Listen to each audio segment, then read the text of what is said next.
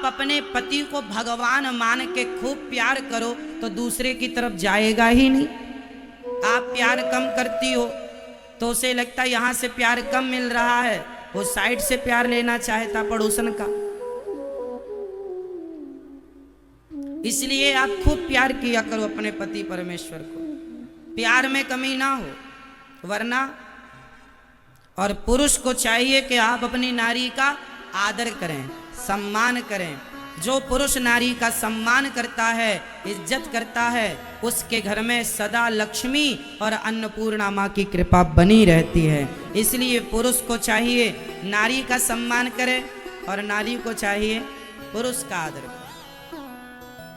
आज समाज में रिश्ते क्यों टूट रहे हैं? तलाक हो जाता है, शादी हो तो गई है, टिकी ही नहीं, चली ही नहीं, महीने भर में साल भर में तलाक, लड़का अलग लड़की अलग।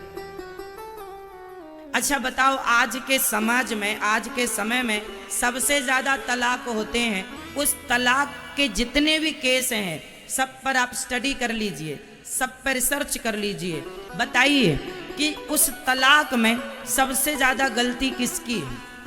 मैं ऑप्शन रखता हूं, जब जब तलाक होता है किसी भी लड़की का, तो बताओ गलती पहली किसकी होती है?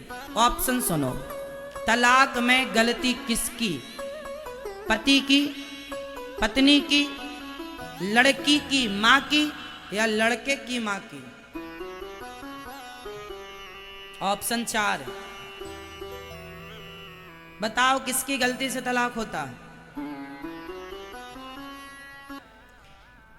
कुछ परसेंट, कुछ केस में पुरुष की गलती होती है, कुछ केस में स्त्री की गलती होती है, कुछ केस में लड़के की मां, सास, ससुर, जेठ, जेठानी की गलती होती है। पर बहुत ज्यादा मात्रा में ये केस आते हैं जहां लड़की की मां के कारण बेटी का घर टूट जाता है। शादी के बाद भी दिन भर मोबाइल पे ही बात करती है, दिन भर पंचायत, क्या खा लिया, क्या बना लिया, कहां गई थी, क्या हुआ आज।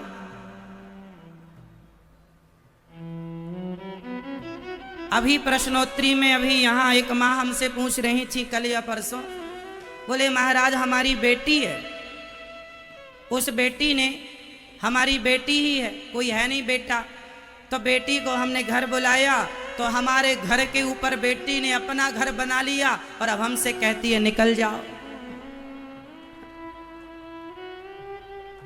हमने कहा शादी के बाद बेटी को ससुराल क्यों नहीं रहने दिया, क्यों बुला लिया? घर के ऊपर घर बना के बेटी बैठ गई तो मां को कहती है निकल। यही की बात। तो देखो समाज में गलती किसी की भी हो पर रिश्ता तो टूट ही गया ना। कोशिश ये करना चाहिए कि पति पत्नी का रिश्ता ना टूटे। यदि लड़की कुछ गलती करे तो माँ को समझाना चाहिए, बेटा सबके घर में लड़ाई होती है, छोटी मोटी लड़ाई के चक्कर में माँ बुला लेती है बेटी को, तू घर आ जा, मैं देख लूंगी दामाद जी को। ऐसी बातें नहीं करनी चाहिए वरना रिश्तों में खटास आ जाती है। रिश्ते प्रेम से चलें बहुत अच्छा है, रिश्तों में दरार ना हो, खटास ना हो, प्रेम मोहब्बत से। देखो पति पत्नी का जब झगड़ा हो तो मेरी समझ कहती है पति पत्नी के झगड़े में किसी तीसरे को बोलना ही नहीं चाहिए। जो बोलेगा वह मूर्ख कहलाया जाएगा। वो दोनों लड़के झगड़ के कल एक हो जाएंगे। आप बोलेंगे तो सदा के लिए दुश्मन आप हो जाएंगे, आपको कहेंगे तुमने ऐसा कह दिया। इसलिए उन्हें लड़ने दो, कल एक हो जाएंगे। आप समझाओ दोनों का पक्ष लेकर, लड़कों को भी कहो लड़की को भी कहो, तुम भी गलत हो तुम भी, दोनों चलो प्रेम से रहो। लड़की की माँ भी दोनों को गलत माने या दोनों को सही माने। आपने एक का पक्ष लिया तो उसके लिए तो सदा के लिए अच्छी हो गई, पर दूसरे के सदा दुश्मन हो गई आप। इसलिए प्यार, गृहस्थी चलाने के लिए सबसे ज्यादा क्या चाहिए? ऑप्शन 4, फटाफट बोलना, गृहस्थी चलाने के लिए क्या चाहिए, सबसे ज्यादा जरूरी क्या है। फिर से प्रश्न, ये प्रश्न 15 करोड़ रुपए के लिए है। यदि आपने सही उत्तर दिया तो आप 15 करोड़ रुपए जीत जाएंगे। 15 करोड़ का ज्ञान, पैसा नहीं, कैश नहीं मिलेगा। हाँ, 15 करोड़ का ज्ञान आपके मस्तिष्क में आ जाएगा। तो तैयार हैं? गृहस्थी चलाने के लिए क्या जरूरी है? पहला, समझदारी। दूसरा, प्रेम। तीसरा, पैसा। चौथा, सहनशीलता। बताओ, गृहस्थी चलाने के लिए 4 में क्या जरूरी है? चौथी, पहली क्या थी? पहला ऑप्शन क्या था? समझदारी। दूसरा क्या था? प्रेम। तीसरा, पैसा। चौथा, क्या चाहिए समझ गृहस्थी चलाने के लिए? मैया बताओ। सहनशीलता। पहले की कथा में सुन रखा था।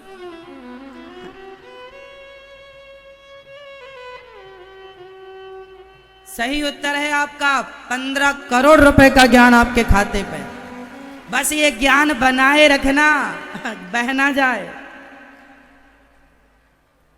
बिल्कुल सही उत्तर है।